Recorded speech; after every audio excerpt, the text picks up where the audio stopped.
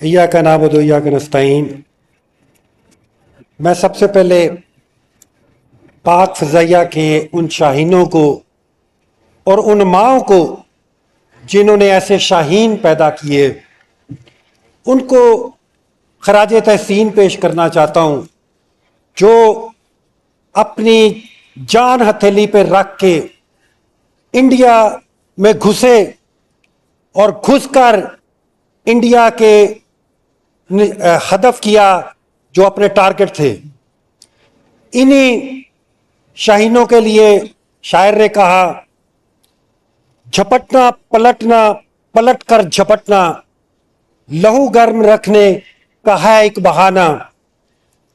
मैं खराज तहसीन पेश करता हूँ उन फौजियों को जो LOC पे दुश्मन की चौकियों पे तबाहकारियां कर रहे थे और उनकी कई पोस्ट को तबाह किया।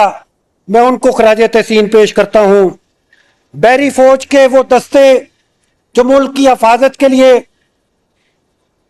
24-24 घंटे समंदरों की हिफाजत करते रहे, मैं उनको भी खराज तहसीन पेश करता हूँ। मैं सोशल मीडिया के उन शाहीनों को जो कई कई रात सोए नहीं, मैं उनको भी खराज तहसीन पेश करता हूँ।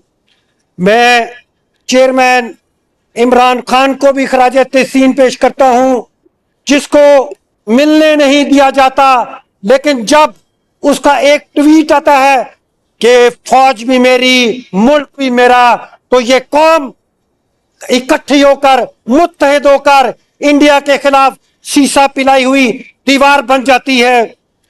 मैं खराज तहसीन पेश करना चाहता हूं चाइना को, जिन्होंने चेयरमैन इमरान खान साहब की दौर में जब राफेल इंडिया खरीद रहा था और वो इंडिया का एक गरूर बन गया था, उनका मीडिया हमें दिखाता था कि हमारे पास राफेल हैं जो तबाह नहीं हो सकते, जो तस्खीर नहीं हो सकते।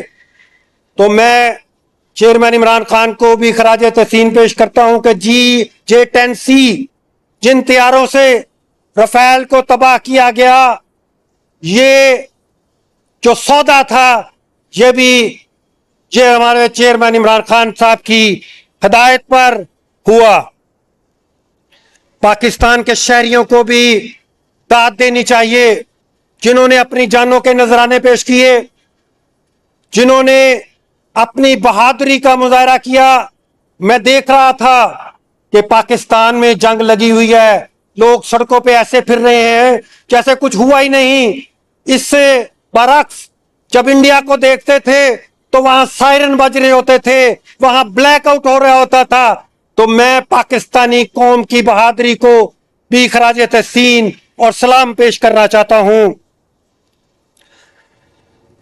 हमारा दुश्मन इस एपिसोड में जो एक नजर आया कि नरेंद्र मोदी जो कभी पुलवामा और कभी पहलगाम का बहाना बना के पाकिस्तान को किसी ना किसी तरीके से, किसी ना किसी वजह से धमकियां देता है, हमले करता है।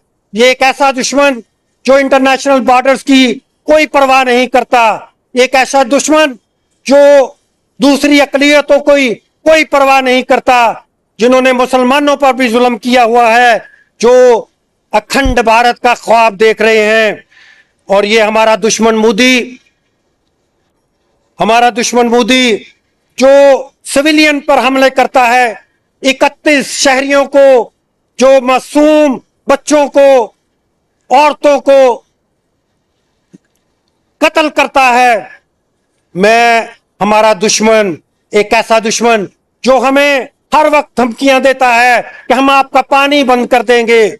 हमारा दुश्मन मोदी जो गुजरात में मुसलमानों का कत्लेआम करता है। हमारा दुश्मन मोदी जो हमें हर वक्त पाकिस्तान को तबाह करके यहां पे अपनी किंगडम कायम करना चाहता है। लेकिन अफसोस कि इस ईवान से अगर एक नारा लगता है कि मोदी का जो यार है, तो तकलीफ इस तरफ होना शुरू हो जाती है। मैं कोई सियासी बात नहीं करना चाहता जनाबे चेयरमैन, कल की बात बता दूं कि पूरा पाकिस्तान खुश था, खुशियां मना रहा था। हमारी अफवाज ने पसपा कर दिया, हमारी फौज ने, हमारी पाक फजाइया ने जाके भारत के अंदर घुसकर उनको मारा। तो जब हमारे लाखों लाखों तहरीक इंसाफ के वर्कर बाहर निकले हुए थे, इसी तरह हमारे इधर लाहौर में भी लोग निकले हुए थे फौज को खराजे तहसीन पेश करने के लिए। 3 लोगों को मोदी का पुतला जलाने पर, जिस जगह पे मोदी का पुतला जलाया गया, उस जगह पर 3 वर्कर को गिरफ्तार किया और फिर एफआईआर दी 787/25 थाना नसीराबाद।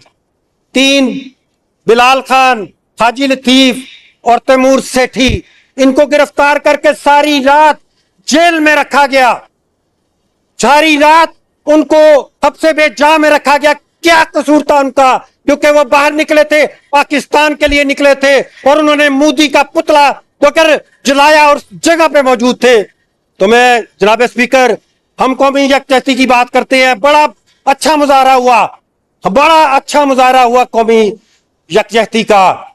DGISPR ने भी आगे से एक अच्छा जवाब दिया और ये जो एक फिजा कायम हो रही है, मैं इस ऐवान से सबको ये दरख्वास्त करना चाहता हूं कि अभी ये जंग खत्म नहीं हुई।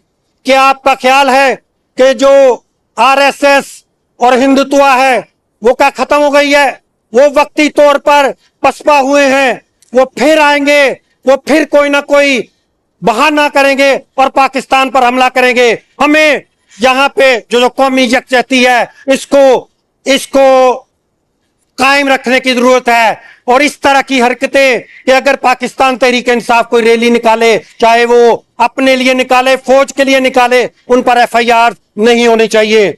मैं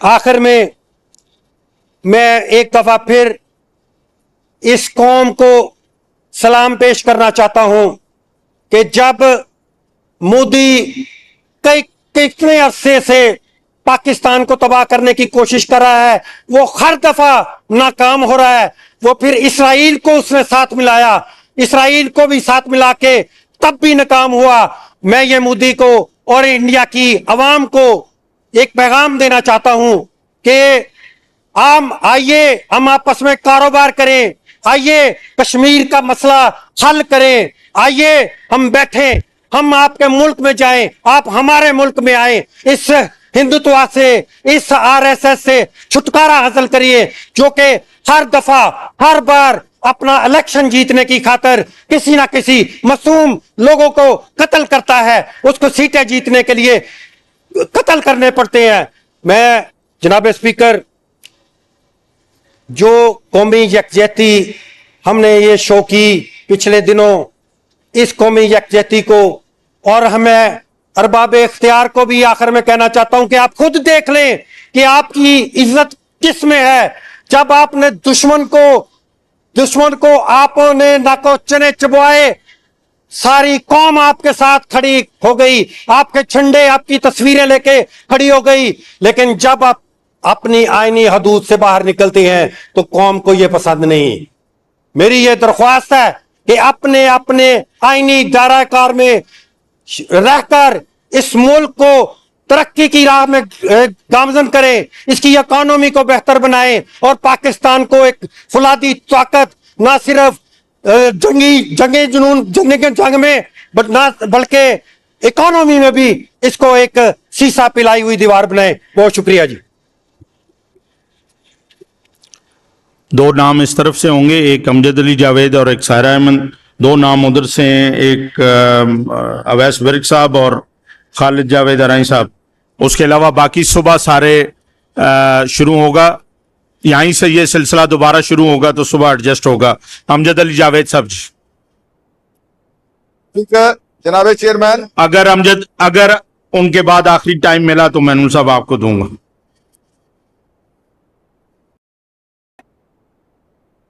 नहमदुहु व नुसल्ली अला रसूलिल करीम। सुबह ये कल होगा जी, इसी तरह जारी रहेगा। जो लिस्ट में नाम है कल सुबह, कल फिर जब सेशन शुरू होगा तो यहीं से शुरू होगा। जी Amjad Ali Javed Sahab ji, house in order. House and order please.